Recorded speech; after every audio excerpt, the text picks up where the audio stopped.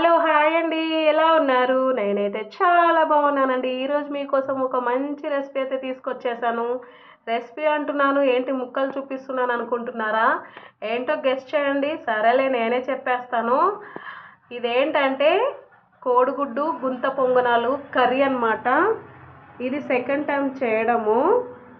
First time చేసినప్పుడైతే పిల్లలు కానీ మా హస్బెండ్ కానీ చాలా ఇష్టంగా తిన్నారు. మళ్ళీ సెకండ్ టైం అన్నమాట. సరే ఎలాగో చేస్తున్నాను కదా మీకు కూడా చూపించేద్దామని చెప్పేసి వీడియో తీస్తున్నాను.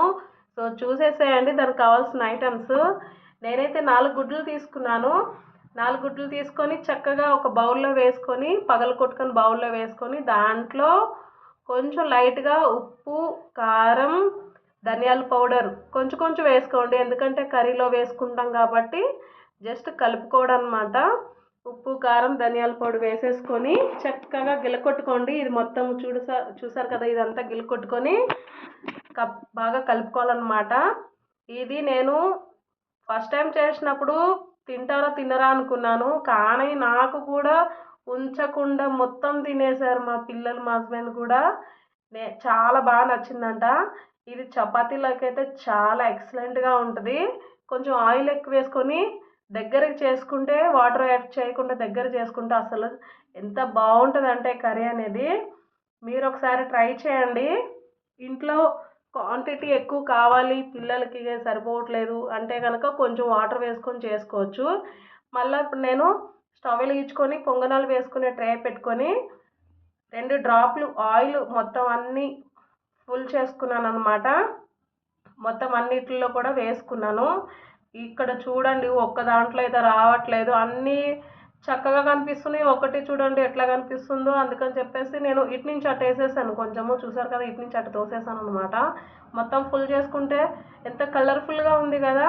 లేదు అంటే ఒక్క దాంట్లో వేసి ఇంకో దాంట్లో వేయకపోతే బోడిగా కనిపిస్తుంది. ఇప్పుడు చూడండి ఎంత నిండుగా చక్కగా కనిపిస్తున్నాయో. ఒక 10 నిమిషాలు మూత పెట్టుకుంటే చక్కగా పైకి ఇట్లా పొంగుతున్నాయి అన్నమాట. చూడండి మొత్తం ఎలా పొంగి కింద చక్కగా కాలింది కదా. ఇప్పుడు మనం టర్న్ చేసుకోవాలన్నమాట. ఇట్లా పిల్లలకైనా హస్బెండ్కైనా వెరైటీగా చేసి పెడుతూ ఉంటే అసలు బయటవి తినడానికి అడుగుతారో చెప్పండి? అడగరు అనమాట.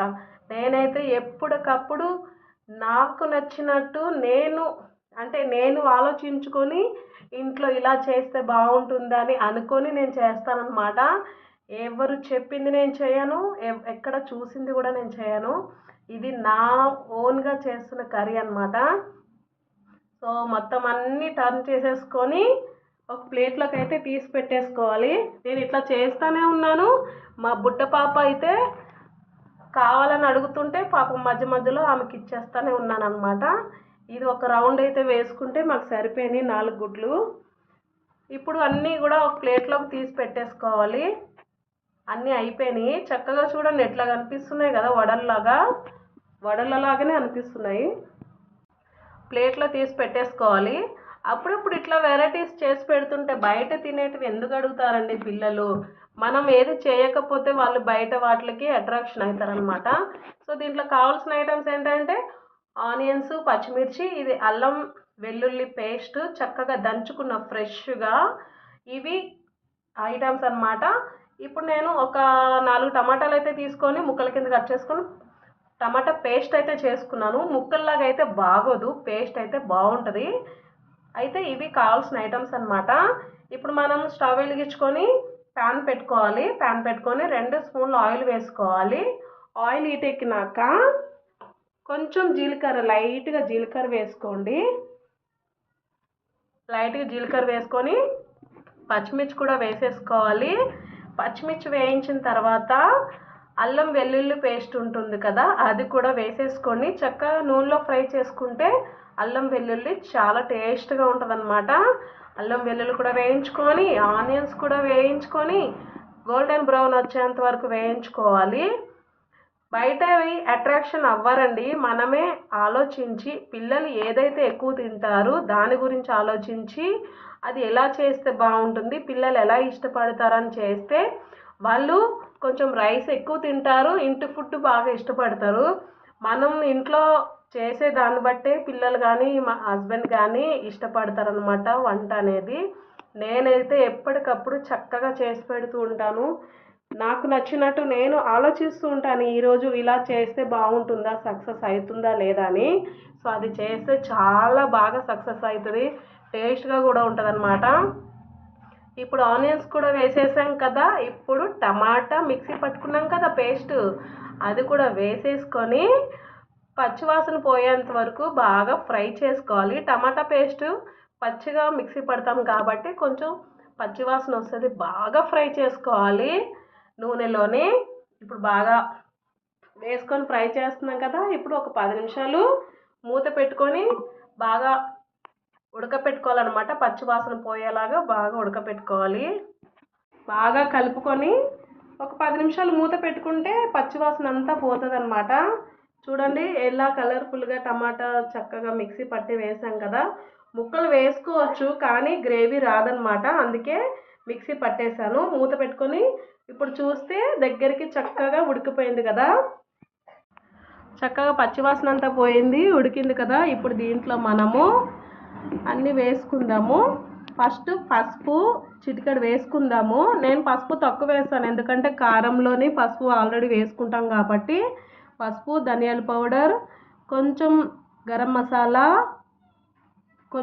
మసాలా, కొంచెం కారము, కొంచెం అంటే మీరు తినే కారాన్ని బట్టి వేసుకోండి. నేనైతే ఒక 2 స్పూన్లు వేసుకున్నాను. తగినంత ఉప్పు వేసేసుకొని ఇప్పుడు బాగా కలుపుకోవాలి. బాగా కలిసిన తర్వాత కొంచెం మీకు ఇలాగే ఇష్టం ఉంటే కనుక కొంచెం ఉడకపెట్టుకొని దీంట్లోనే మనం గుడ్డుతో పొంగనాలు చేసుకున్నాం కదా, అవి వేసేసుకోండి. కానీ ఇంకా కొంచెం నాకు పచ్చివాసన వస్తుంది, అందుకని చెప్పేసి కొంచెం వాటర్ అయితే ఒక 1/2 గ్లాస్ వాటర్ వేసి ఉడికించుకోవాలన్నమాట. బాగా ఎక్కువ వేయను, ఒక 1/2 గ్లాసే వేస్తాను.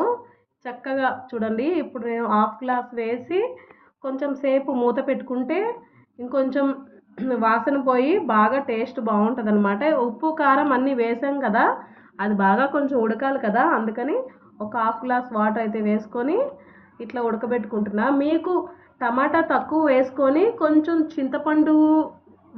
చింతపండు నీళ్ళు కూడా వేసుకోవచ్చు, కానీ టమాటా వేస్తున్నాం కాబట్టి అవసరం లేదు.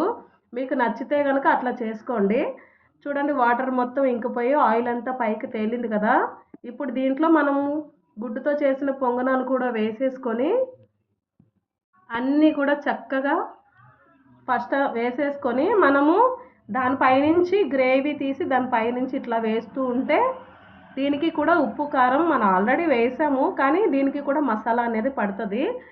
ఇట్లా చేసుకోండి, ఎప్పుడైనా వెరైటీగా చేసుకొని తింటూ ఉంటే మనకి బయటవి తినాలనే ఆలోచన ఉండదు, బయట ఫుడ్ ఎక్కువ ఇష్టపడరు. మనం ఇంట్లో ఎప్పుడు పెట్టినవే పెడితే పిల్లలకి వాళ్ళకు కూడా బోర్ కొడుతుంది కదా, అప్పుడప్పుడు ఇట్లా చేసుకొని తినండి, చాలా బాగుంటుంది అసలు. చపాతీలోకి అయితే మంచి గ్రేవీతోని గుడ్డు అట్లా ఎంత బాగుంటుందో తెలుసా. చూసారు కదా, మూత పెట్టుకొని తీస్తే మసాలా కూడా దీనికి పట్టింది. ఇప్పుడు మెల్లగా టర్న్ చేసుకొని ఇంకొక 2 నిమిషాలు ఉడికించుకున్నామంటే అయిపోయిందండి. చూడండి చక్కగా వడలు ఉంటాయి కదా, ఆ వడల్లాగే ఉన్నాయి చక్కగా. ఇది ఒక్క గుడ్డు మొత్తం పగలగొట్టి వేసినంత అట్లా వచ్చినాయి కదా. చూసారు కదా, 4 గుడ్లతోని చక్కగా కర్రీ అయితే అయిపోయింది. అంతేనండి వీడియో.